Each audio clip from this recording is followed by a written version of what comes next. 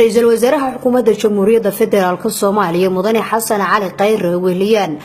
وزير رؤية حلبانا كترسن دولة فدرالك الصومالية مدحوينه ku-xigeenka Puntland ayaa galabtay duleedka magaalada Garowe waxa ay ku booqdeen qaar kamid ah xoolo dhaqatada Soomaaliyeed si ugu dhiirigeliyo dhaqashada xoolaha oo meel sare uga jirta dhaqaalaha iyo dhaqanka Soomaaliyeed. Ra'iisul Wasaare Khayre ayaa qaar kamid ah xoolo dhaqatada ula kulmay waxa kamid ah odaygan oo halkan ku ilaashanaya geelisa waxa uu ku xog wareystay baahiyaha iyo dhibaatooyinka hortaagan xoolo dhaqatada Soomaaliyeed iyadoo halkaasi ra'iisul wasaaraha lagu guddoonsiiyay hal uu ku mutaystay sida uu danaynayo inuu ka warqabo xoolo dhaqatada Soomaaliyeed iyo guud ahaan shacabka Soomaaliyeed daryeelkooda. Walaal haysid iyo mas'uuliyadaada iyo shakhsiyadaada iyo waxqabadkaaga aan aad ula socdo meediyaha iyo warbaahinta aan kala socdo. galabtan ay tageerta koowaad ee geeriga xiriisay imaad waxaan ku siiyay hal hadiyada ashan xarbi baa la yiraahdaa waa hasha geeriga yaa aan ugu jeclahay aday ku joogtaa waa kana waa xarbi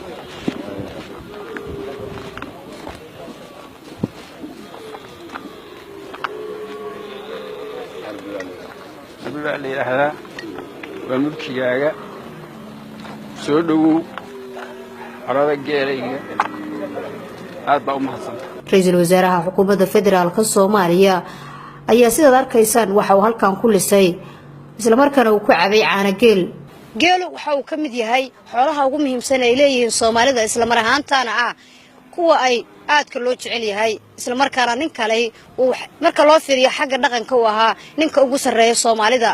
dhinaca kale ra'iisul wasaaraha xukuumadda federaalka Soomaaliya wafdigii la socday ayaa duleedka magaalada Garowe waxa lagu sameeyay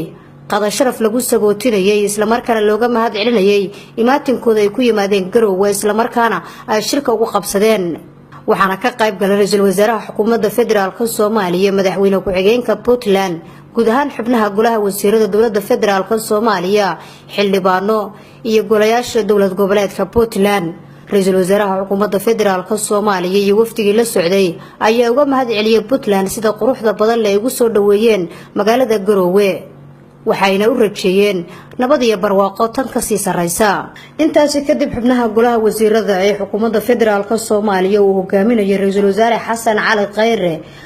ayaa qaar kamid ah hoteelada magaalada Garowe waxa ay waqti kula qaateen dadka shacabka kuwaas oo aad ugu faraxsanaa inay arkaan